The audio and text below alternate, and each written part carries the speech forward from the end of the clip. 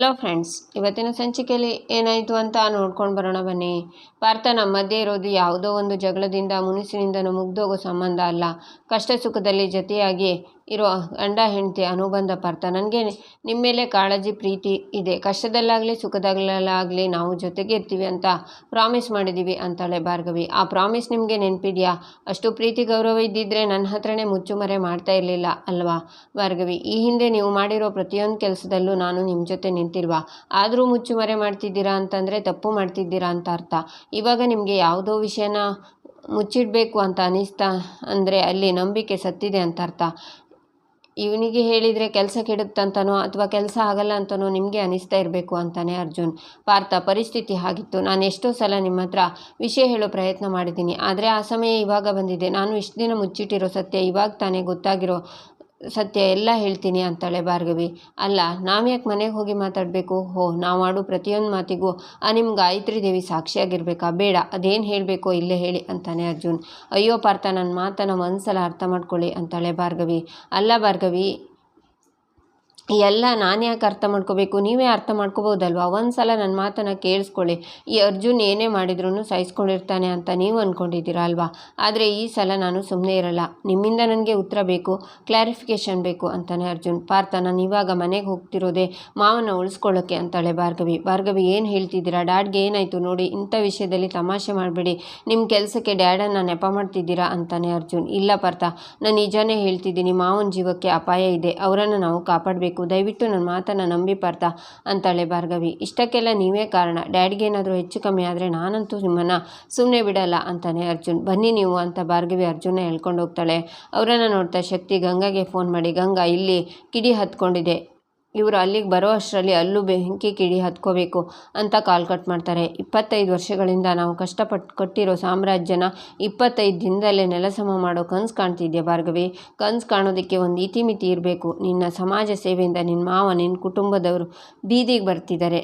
ನೀವು ಏನು ಮಾಡ್ತೀವಿ ನಾವು ಅನ್ನೋ ಒಂದು ಸತ್ಯ ಸಣ್ಣ ಜಲಕ್ಕೂ ಇವತ್ತು ಗೊತ್ತಾಗುತ್ತೆ ಅಂತಾರೆ ಶಕ್ತಿ. ಈಚೆ JP ಆಫೀಸ್ ರೂಮಲ್ಲಿ ಕೆಲಸ ಮಾಡ್ತಾ ಫೋನಲ್ಲಿ ಮಾತಾಡ್ತಿರ್ತಾರೆ. ಈಚೆ ಅರ್ಜುನ್ ಭಾರ್ಗವಿ ಕಾರಲ್ಲಿ ಹೋಗ್ತಾ ಇರ್ತಾರೆ. ಆಗ್ಲಿಂದ ಕಾಲ್ ಟ್ರೈ ಮಾಡ್ತಿದ್ದೀನಿ, ಬಿಸಿ ಬರ್ತಿದೆ, ಡ್ಯಾಡ್ ಪ್ಲೀಸ್ ಕಾಲ್ ರಿಸೀವ್ ಮಾಡಿ ಅಂತಾನೆ ಅರ್ಜುನ್. ಈಚೆ JP ರೂಮಿಂದ ಹೊರಗಡೆ ಗಾಯತ್ರಿ ದೇವಿ ಕರೆಂಟ್ ಸ್ವಿಚ್ಚನ್ನೆಲ್ಲ ಆನ್ ಮಾಡಿ JP ಹೊರಗಡೆ ಬಂದರೆ ಅವರಿಗೆ ಕರೆಂಟ್ ಶಾಕ್ ಹೊಡೆದು ಸಾಯೋ ಹಾಗೆ ಮಾಡಿರ್ತಾಳೆ. ಈಚೆ JP ಫೋನಲ್ಲಿ ಮಾತಾಡಿ ಕಾಲ್ ಕಟ್ ಮಾಡ್ತಾರೆ. ಭಾರ್ಗವಿ ಅತ್ತೆ ಕಾಲ್ ಮಾಡಿ ಅಂತ ತಾನೇ ಮಾಡಿ ಅತ್ತೆನೂ ಕಾಲ್ ರಿಸೀವ್ ಮಾಡ್ತಿಲ್ವಲ್ಲ ಅಂತಾಳೆ. ಡ್ಯಾಡ್ಗೆ ನಾವು ಏನಾದರೂ ಹೆಚ್ಚು ಕಮ್ಮಿ ಆದರೆ ನಾನು ಸುಮ್ಮನೆ ಇರಲ್ಲ ಅಂತಾನೆ ಅರ್ಜುನ್. ಪಾರ್ಥ, ಬಿಡ್ತು ಅನ್ನೋ, ಮಾವಂಗೇನು ತೊಂದರೆ ಆಗಬಾರ್ದು ಪಾರ್ಥ ಅಂತಾಳೆ ಭಾರ್ಗವಿ. ಡ್ಯಾಡ್ ಕಷ್ಟದಲ್ಲಿದ್ದಾರೆ ಅಂತ ನಿಮ್ಗೆ ಹೇಗೆ ಗೊತ್ತಾಯಿತು? ಗಾಯತ್ರಿ ದೇವಿ ಹೇಳಿದ್ರಾ? ಅವಳದ್ದೇ ಏನೋ ಕೆಟ್ಟ ಪ್ಲ್ಯಾನ್ ಆಗಿರುತ್ತೆ ಅಷ್ಟೇ ಅಂತಾನೆ ಅರ್ಜುನ್. ಪಾರ್ಥ, ನೀನೇನು ಇಮ್ಯಾಜಿನ್ ಮಾಡ್ಕೊಳ್ಳೋಕೆ ಹೋಗಬೇಡಿ, ನಾವು ಸ್ವಲ್ಪ ಹೊತ್ತಲ್ಲಿ ನಿಮಗೆ ಎಲ್ಲ ಅರ್ಥ ಆಗುತ್ತೆ. ಸದ್ಯಕ್ಕೆ ಮಾವ ಸೇಫ್ ಆಗಿದ್ರೆ ಅಷ್ಟು ಸಾಕು ಅಂತಾಳೆ ಭಾರ್ಗವಿ. ಈಚೆ JP ಆಫೀಸ್ ರೂಮಿಂದ ಹೊರಗಡೆ ಬರಬೇಕು ಅಂತ ಕಾಲನ್ನು ಹೊರಗಡೆ ಹಾಕಿ ವಾಪಸ್ ಬಂದು ಫೋನ್ ತಗೊಂಡು ಹೋಗಬೇಕು ಅನ್ನುವಾಗ ಕರೆಂಟ್ ಹೋಗುತ್ತೆ. ಆಗ JP ಅಲ್ಲೇ ಸೋಫಾದಲ್ಲಿ ಕೂತ್ಕೊಂಡು ಅಲ್ಲೇ ನಿದ್ರೆ ಮಾಡ್ತಾರೆ. ಆಗ ಅರ್ಜುನ್ ಓಡಿ ಬಂದು, ಡ್ಯಾಡ್ ಎದ್ದೇಳಿ ಡ್ಯಾಡ್ ಅಂತ ಗಟ್ಟಿಯಾಗಿ ತಪ್ಕೋತಾನೆ. ಮಾವ ಅಂತಾಳೆ ಭಾರ್ಗವಿ. ಡ್ಯಾಡ್ ಅಂತಾನೆ ಅರ್ಜುನ್. ಯಾಕೆ ಅರ್ಜುನ್, ಏನಾಯಿತು? ಯಾವುದೋ ಪಾರ್ಟಿಗೆ ಹೋಗ್ಬಿಟ್ಟು ಬರ್ತೀನಿ ಅಂತ ಹೇಳಿದರೆ ಇಷ್ಟು ಬೇಗ ಬಂದುಬಿಟ್ರಾ ಅಂತಾರೆ JP. ಅದು ಭಾರ್ಗವಿ, ನಿಮಗೇನೋ ತೊಂದರೆ ಆಗುತ್ತೆ ಅಂತ ನನ್ನ ಎದೆನೇ ನಿಂತು ಹೋಗಿತ್ತು. ನಿಮಗೇನು ಆಗಿಲ್ಲ ಅಲ್ವಾ? ಹುಷಾರಾಗಿದ್ದೀರಲ್ವಾ? ಅಷ್ಟು ಸಾಕು ಅಂತಾನೆ ಅರ್ಜುನ್. ಆಗ ಬೃಂದ ಬಂದು, ಭಾರ್ಗವಿ, ಅದೇನು ಹೇಳಿ ಅರ್ಜುನ್ ತಲೆ ಕೆಡಿಸಿದ್ಯೆ? ಅವನು ಇಷ್ಟು ಭಯ ಪಟ್ಕೊಂಡಿದ್ದಾನೆ ಅಂತಾಳೆ. ಅದು ಕರೆಂಟ್ ಹೋಯ್ತಲ್ಲ ಅದಕ್ಕೆ ಅಂತಾಳೆ ಭಾರ್ಗವಿ. ಅದು ಕೆಲವು ಸಲ ಪವರ್ ಫ್ಲಕ್ಚುಯೇಟ್ ಆದಾಗ ಫ್ಯೂಸ್ ಹೋಗುತ್ತೆ, ಅದಕ್ಕೆ ಇಷ್ಟೊಂದೆಲ್ಲ ಹೆದರಿಸೋ ಅವಶ್ಯಕತೆ ಇದೆಯಾ? ಅಲ್ಲ, ನೀನು ಪಾರ್ಟಿಯಲ್ಲಿದ್ದೆ, ಮನೇಲಿ ಪವರ್ ಹೋಯ್ತು ಅಂತ ನಿನಗೆ ಅಲ್ಲಿದ್ದಾಗಲೇ ಗೊತ್ತಾಗೋಯ್ತಾ? ನಿನ್ನ ಹತ್ರ ಯಾವುದಾದ್ರೂ ಸೂಪರ್ ಪವರ್ ಇದೆಯಾ ಅಂತಾಳೆ ಬೃಂದ. ವಿಷಯ ಗೊತ್ತಿಲ್ಲದೆ ಏನೇನೋ ಮಾತಾಡಬೇಡ ಮಾವಂಗೆ ಅಂತ ಭಾರ್ಗವಿ ಹೇಳುವಾಗ, ಮಾವಂಗೇನು ಹೇಳು, ನಿನ್ನ ನಾಟಕ ಯಾರಿಗೂ ಗೊತ್ತಾಗಲ್ಲ ಅಂದ್ಕೊಂಡ್ಬೇಡ್ವೆ. ಕೇಸ್ ಹಾಕಿದಾಗ ಆ ವ್ಯಕ್ತಿ ಊರು ಬಿಟ್ಟು ಎಲ್ಲೂ ಹೋಗಬಾರ್ದು ಅಂತ ರೂಲ್ಸ್ ಇದೆ. ಮಾವ ಎಲ್ಲಾದರೂ ದೇಶಾಂತರ ಹೋಗ್ಬಿಟ್ರು ಅಂತ ಓಡೋಡಿ ಬಂದೆ ಅಷ್ಟೇ ತಾನೇ? ನಿನ್ನ ಬಗ್ಗೆ ನನಗೆ ಗೊತ್ತಿಲ್ವಾ? ಕೇಸ್ ಹಾಕಿದ್ದಲ್ದೆ ಈಗ ನಾಟಕದ ಕಾಳಜಿ ಬೇರೆ ನಿಂದು ಅಂತಾಳೆ ಬೃಂದ. ನಾನು ಕೇಸ್ ಹಾಕಿಲ್ಲ ಬೃಂದ ಅಂತಾಳೆ ಭಾರ್ಗವಿ. ಹಾಕಿಸಿದ್ಯೋ ಒಟ್ಟಿನಲ್ಲಿ ನೀನೇ ತಾನೇ ಅವರಿಗೆ ಸಪೋರ್ಟ್ ಮಾಡ್ತಿರೋದು. ನೀನೇನು ಹೆದರ್ಕೋಬಿಡ್ವೆ, ನಮ್ಮ ಮಾವನು ಲಾಯರ್, ಅವರಿಗೂ ರೂಲ್ಸ್ ಆ್ಯಂಡ್ ರೆಗ್ಯುಲೇಷನ್ಸ್ ಗೊತ್ತಿದೆ ಅಂತಾಳೆ ಬೃಂದ. ಡ್ಯಾಡ್, ನೀವು ಯಾಕೆ ಇಲ್ಲೇ ಮಲ್ಕೊಂಡಿದ್ದೀರಾ? ಒಳಗಡೆ ಮಲ್ಗೋದಲ್ವಾ ಅಂತಾನೆ ಅರ್ಜುನ್. ಏನಿಲ್ಲ ಕಣೋ, ಕೆಲಸ ಮಾಡ್ತಿದ್ದೆ, ನಿದ್ದೆ ಬಂತು, ಹೊರಟೆ, ಪವರ್ ಆಫ್ ಆಯಿತು, ಅದಕ್ಕೆ ಇಲ್ಲೇ ಮಲ್ಕೊಂಡಿದ್ದೆ ಅಂತಾರೆ JP. ಅರ್ಜುನ್ ಯಾವುದೋ ಫ್ರೆಂಡ್ನ ಮೀಟ್ ಮಾಡಬೇಕು ಅಂತ ಹೋಗಿದ್ರಿ ಅಲ್ವಾ, ಅಲ್ಲೂ ಹೋದರೂ ಈ ತಲೆನೋವು ತಪ್ಪಲಿಲ್ಲ ನಿಮಗೆ ಅಂತಾಳೆ ಬೃಂದ. ಯಾಕೆ, ನನಗೇನು ಆಗೋಯ್ತು ಅಂತ ಹೆದರ್ಕೊಂಡಿದ್ಯಾ ಅಂತಾರೆ JP. ಹಾಗೇನಿಲ್ಲ ಡ್ಯಾಡ್ ಅಂತಾನೆ ಅರ್ಜುನ್. ಹುಚ್ಚು ಹುಡುಗ ನೀನು, ನನ್ನ ಜೊತೆ ಇರಬೇಕಾದ್ರೆ ನನಗೇನು ಆಗಲ್ಲ ಕಣೋ, ನೋಡು ಗಟ್ಟಿ ಮುಟ್ಟಾಗಿದ್ದೀನಿ, ಈ JP ಪಾಟೀಲ್ಗೆ ಯಾರೇನೂ ಮಾಡೋಕ್ಕಾಗಲ್ಲ ಅಂತಾರೆ JP. ಡ್ಯಾಡ್ ಲೇಟ್ ಆಗಿದೆ, ನೀವು ಹೋಗಿ ಮಲ್ಕೊಳ್ಳಿ ಅಂತಾನೆ ಅರ್ಜುನ್. ಆಗ JP ಹೋಗ್ತಾರೆ. ನಿಮ್ಮನ್ನು ನೀವು ಏನು ಅಂದ್ಕೊಂಡಿದ್ದೀರಾ ಭಾರ್ಗವಿ, ನೀವೇನು ಚಿಕ್ಕ ಮಗುನ, ಯಾವ ವಿಷಯಕ್ಕೆ ತಮಾಷೆ ಮಾಡಬೇಕು ತಮಾಷೆ ಮಾಡಬಾರ್ದು ಅನ್ನೋ ಪರಿಜ್ಞಾನ ಇಲ್ವಾ ಅಂತಾನೆ ಅರ್ಜುನ್. ಇಂಥ ವಿಷಯದಲ್ಲಿ ನಾನು ಸುಳ್ಳು ಹೇಳ್ತೀನಾ ಅಂತಾಳೆ ಭಾರ್ಗವಿ. ಇಲ್ಲೇನು ನಡೀತಿದೆ ಅಂತ ನಿಮಗೆ ಹೇಗೆ ಗೊತ್ತಾಯಿತು ಅಂತಾನೆ ಅರ್ಜುನ್. ಅದು ಅಂತಾಳೆ ಭಾರ್ಗವಿ.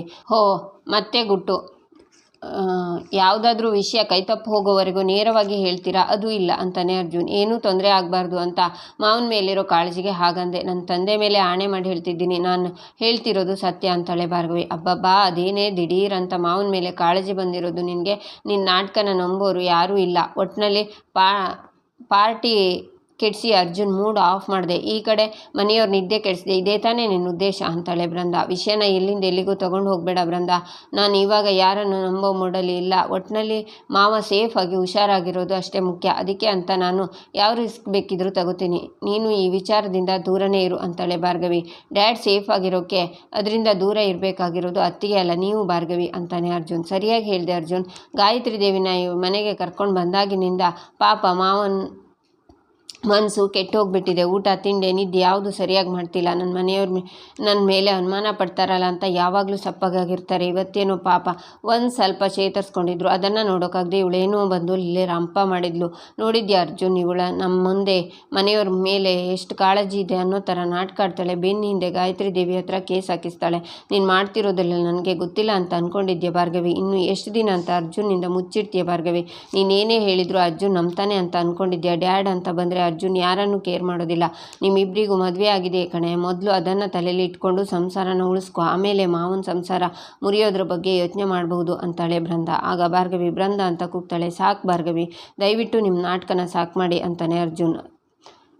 ಅಲ್ಲಿ ನಾನು ಅಂತ ಭಾರ್ಗವಿ ಹೇಳುವಾಗ ನೀವೇನು ಅನ್ನೋದು ನನಗೆ ಇವಾಗ ಎಲ್ಲ ಅರ್ಥ ಆಗ್ತಿದೆ ನೋಡಿ, ಇನ್ನೇನು ಕೇಳಿಸ್ಕೊಳ್ಳೋ ಶಕ್ತಿ ನನಗಿಲ್ಲ, ದಯವಿಟ್ಟು ನನ್ನ ಕಣ್ಮುಂದೆ ಇರಬೇಡಿ ಭಾರ್ಗವಿ ಅಂತಾನೆ ಅರ್ಜುನ್. ಭಾರ್ಗವಿ ಹೋಗ್ತಾಳೆ. ಗಾಯತ್ರಿ ದೇವಿನ ಕರ್ಕೊಂಡು ಬಂದು ನೀನು ಗುಂಡಿನ ನೀನೇ ತೋಡ್ಕೊಂಡಿಯಲ್ಲೇ ಭಾರ್ಗವಿ ಅಂತ ಬೃಂದ ಯೋಚನೆ ಮಾಡ್ತಾಳೆ. ಭಾರ್ಗವಿ ಈಚೆ ಬಂದಾಗ ಕರೆಂಟ್ ಶಾಕ್ ಕೊಡೋಕೆ ಅಲ್ಲಿ ಸ್ವಿಚ್ ಹಾಕಿರೋದನ್ನು ನೋಡಿ, ಅಂದರೆ ಮಾವನ ಜೀವಕ್ಕೆ ಅಪಾಯ ಇದ್ದಿದ್ದು ನಿಜ ಅಂತಾಯಿತು. ಸ್ವಿಚ್ ಬೋರ್ಡ್ ಸುಟ್ಟೋಗಿ ಫ್ಯೂಸ್ ಆಫ್ ಆಗಿದೆ, ಆಗೋದು ಅನಾಹುತ ತಪ್ಪಿದೆ. ನಿನ್ನ ಆಟ ಅತಿಯಾಯಿತು ಗಂಗಾ, ಆದಷ್ಟು ಬೇಗ ನಿನ್ನ ಮುಖವಾಡನ ಕಳಿಸ್ತೀನಿ, ನೀನು ಮಾಡ್ತಿರೋ ಪ್ರತಿಯೊಂದು ತಪ್ಪಿಗೂ ಬಡ್ಡಿ ಸಮೇತ ಉತ್ತರ ಕೊಡ್ತೀನಿ. ಸತ್ಯ ನಿಮ್ಮ ಪರವಾಗಿದೆ ಅಂದ್ಕೊಂಡಿದ್ಯಾ, ಮನೆಯವಳನ್ನು ಎದುರು ಹಾಕ್ಕೊಂಡವಳು ನಾನು, ಇನ್ನೂ ನೀನು ಆಡ್ತಿರೋದು ನಾಟಕ ಅಂತ ಗೊತ್ತಾದ ಮೇಲೆ ಸುಮ್ಮನಿರ್ತೀನಿ ಅಂದ್ಕೊಂಡಿದ್ಯಾ. ಇನ್ನು ಮುಂದೆ ನಾನು ಕೊಡೋ ಒಂದೊಂದು ಪೆಟ್ಟು ನಿನ್ನ ತಲೆ ಗಿರ್ರನ್ನು ಹಾಗಾಗುತ್ತೆ ನೋಡ್ತಿರು ಅಂತ ಭಾರ್ಗವಿ ಬರುವಾಗ ಗಾಯತ್ರಿ ಡೈನಿಂಗ್ ಟೇಬಲ್ ಹತ್ರ ಕಾಲ ಮೇಲೆ ಕಾಲು ಹಾಕ್ಕೊಂಡು ಕೂತ್ಕೊಂಡು ಭಾರ್ಗವಿನೇ ನೋಡ್ತಾ, ಯಾಕೆಷ್ಟು ತಡ ಆಯಿತು ಕಂದ ಅಂತಾರೆ. ದಾರಿ ತಪ್ಪಿದ್ದೆ ಅಮ್ಮ, ಸರಿ ದಾರಿಗೆ ಬರೋಕ್ಕೆ ಸ್ವಲ್ಪ ತಡ ಆಯಿತು ಅಂತಾಳೆ ಭಾರ್ಗವಿ. ಒಳ್ಳೇದು ಮತ್ತೆ ಮನೆಗೆ ವಾಪಸ್ ಬಂದ್ರಲ್ಲ ಅದು ಮುಖ್ಯ ಅಂತ ಗಾಯತ್ರಿ ಭಾರ್ಗವಿ ಮುಂದೆ ಬಂದು, ಇವತ್ತು ನಿನ್ನ ಮುಖದಲ್ಲಿ ಯಾವತ್ತೂ ಕಾಣದೇ ಇರೋ ತೇಜಸ್ಸು ಹೊಳಪು ಕಾಣಿಸ್ತಿದೆ, ನೋಡೋದಕ್ಕೆ ತುಂಬ ಖುಷಿಯಾಗುತ್ತೆ ಅಂತಾಳೆ ಗಾಯತ್ರಿ. ನಿಜ, ಮುಖವಾಡುಗಳ ಹಿಂದೆ ಇರೋ ನಿಜ ಬಣ್ಣ ಕಾಣಿಸಿದಾಗ ಹೊಳಪು ತೇಜಸ್ಸು ತನಗೆ ತಾನೇ ಹೊರಗೆ ಬರುತ್ತಮ್ಮ ಅಂತಾಳೆ ಭಾರ್ಗವಿ. ಹೌದಮ್ಮ, ಈ ಮನೇಲಿ ಅದೆಷ್ಟು ಜನ ಮುಖವಾಡ ಹಾಕ್ಕೊಂಡಿದ್ದಾರೋ ಜನ ಇದ್ದಾರೆ, ಅವರನ್ನೆಲ್ಲ ನೀನೇ ಬಯಲಿಗೆ ಎಳಿಬೇಕು ಅಂತಾರೆ ಗಾಯತ್ರಿ. ಯಾಕಮ್ಮ ಇನ್ನೂ ಎಚ್ಚರವಾಗೇ ಇದ್ದೀರಾ, ನಿದ್ದೆ ಮಾಡಲಿಲ್ವಾ ಅಥವಾ ನಿದ್ರೆನೇ ಬರಲಿಲ್ವಾ ಅಂತಾಳೆ ಭಾರ್ಗವಿ. ಹಳೆ ನೆನಪುಗಳು ಕಾಡ್ತಿತ್ತು, ನೀನು ಹೋಗಿ ಮಲ್ಕೊ, ನಾನು ಮಲ್ಕ್ತೀನಿ ಅಂತಾರೆ ಗಾಯತ್ರಿ. ನಿಮ್ಮನ್ನು ಕಾಡ್ತಾ ಇರೋ ಅದೇ ಹಳೆ ನೆನಪುಗಳು ನನ್ನನ್ನು ಎಚ್ಚರಗೊಳಿಸಿದೆ, ಹಾಗಾಗಿ ಇನ್ನು ಮುಂದೆ ನನಗೆ ನಿದ್ದೆ ಬರೋದು ಸ್ವಲ್ಪ ಕಷ್ಟ ಅಂತಾಳೆ ಭಾರ್ಗವಿ. ಅಂದರೆ ಅಂತಾರೆ ಗಾಯತ್ರಿ. ನನಗೆ ನಿದ್ದೆ ಬರದೇ ಇದ್ದರೆ ಕೆಲವೊಂದಷ್ಟು ಜನಕ್ಕೆ ನಿದ್ದೆ ಕೆಡುತ್ತೆ ಅಂತ ಹೇಳ್ತಿದ್ದೀನಿ ಅಂತಾಳೆ ಭಾರ್ಗವಿ.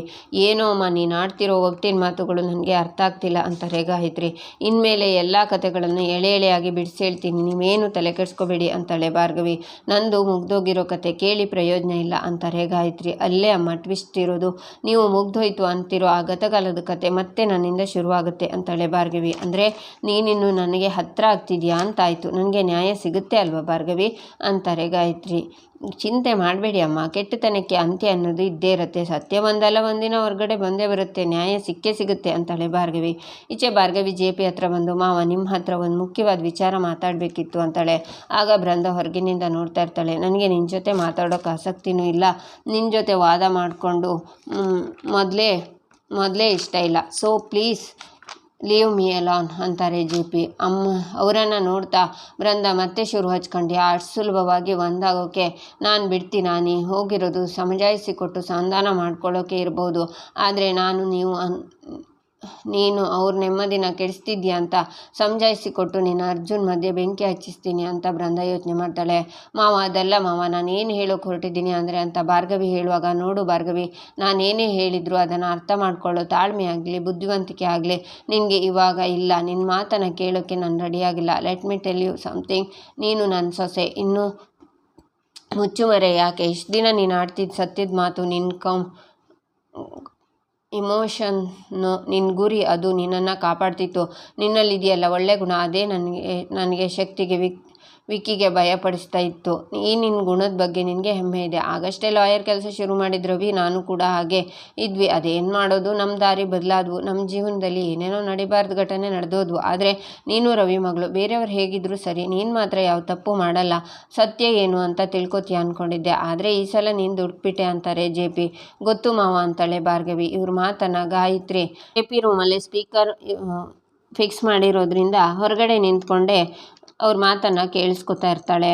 ಗಾಯತ್ರಿ ಸರಿಯಾಗಿಲ್ಲ ಅಂತ ಮೊದಲಿಂದನೂ ಹೇಳ್ತಿದ್ದೆ, ನನ್ನ ಮಾತು ಕೇಳೋಕ್ಕೆ ರೆಡಿ ಇರಲಿಲ್ಲ. ಅಪವಾದ ಹೊರಿಸಿದ್ದು ನೀನೆ, ಮನೇಲಿ ಎಲ್ಲರ ಅನುಮಾನ ಪಡೋ ಹಾಗೆ ಮಾಡಿದ್ದು ನೀನೆ. ಯಾರೂ ನೀನು ತಪ್ಪು ಮಾಡಿಲ್ಲ JP, ನಾನು ನಿನ್ನ ಜೊತೆ ಇದ್ದೀನಿ ಅಂತ ಹೇಳಿದವರೇ ಇಲ್ಲ, ನನ್ನ ಮಗ ಒಬ್ಬನ ಬಿಟ್ಟು. ಆದರೆ ನಿಜ ತಪ್ಪು ಒಪ್ಕೊಳ್ಳೋದ್ರಲ್ಲಿ ಏನೂ ಪ್ರಯೋಜನ ಇಲ್ಲ ಭಾರ್ಗವಿ ಅಂತಾರೆ JP.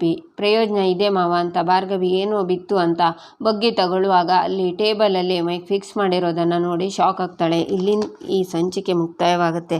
ಮುಂದಿನ ಸಂಚಿಕೆಗಾಗಿ ನಮ್ಮ ಚಾನಲನ್ನು ನೋಡಿ ಸಬ್ಸ್ಕ್ರೈಬ್ ಮಾಡಿ, ಲೈಕ್ ಮಾಡಿ, ಸಪೋರ್ಟ್ ಮಾಡೋದನ್ನು ಮರಿಬೇಡಿ.